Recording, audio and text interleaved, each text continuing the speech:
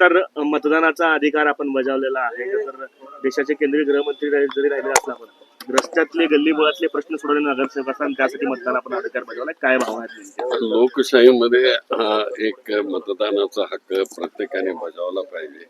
मग ते खासदारकीचा असो, आमदारकीचा असो किंवा जिल्हा परिषद असो किंवा महानगरपालिकेचा असो. त्यापैकी आज इथं महानगरपालिकेच्या उमेदवारांच्या करता म्हणून आम्ही मतदान केलेलं आहे. त्यांना मी यश चिंतितो.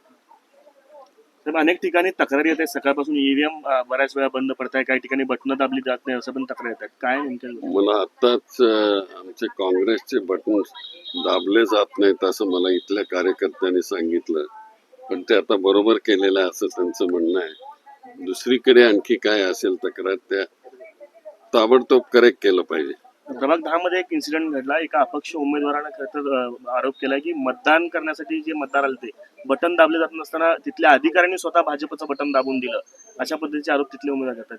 हे प्रकार अशा पद्धतीने तुम्ही कशा पद्धतीने ऍक्शन घेतली पाहिजे, ऍक्शन घेतली पाहिजे त्याच्यावर. एकूण ही सगळी महानगरपालिकेची निवडणूक बघता कशा पद्धतीने निवडणूक आहे? कारण प्रचार असेल, हे सगळं असेल, दबावाचं राजकारण अनेक वेळा झाल्याचा आरोप आहे. इथे मी पहिल्यांदाच असं सोलापूरमध्ये बघितलं की एका ह्या निवडणुकीमध्ये एका कार्यकर्त्याचा खून होतो इथं.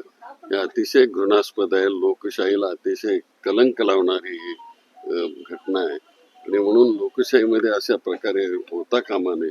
ही लहान निवडणूक आहे, ही काही मोठी खासदारकीची निवडणूक आहे, आमदारकीची नाही आहे. पण इथं देखील अशा प्रकारे जर होत असेल तर हे घृणास्पद आहे. अनेक उमेदवार जे आहेत विरोधी पक्षाचे त्यांचा आरोप आहे की आम्हाला खूप त्रास दिला जातोय, पोलीस आणि सगळ्यांचा दबाव वापरला जातोय, आमचे कार्यकर्ते नेऊन दिवसभर बसवत आहेत.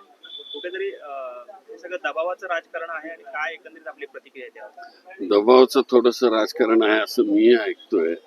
तर आता ते सगळे चौकशी केली पाहिजे नंतर.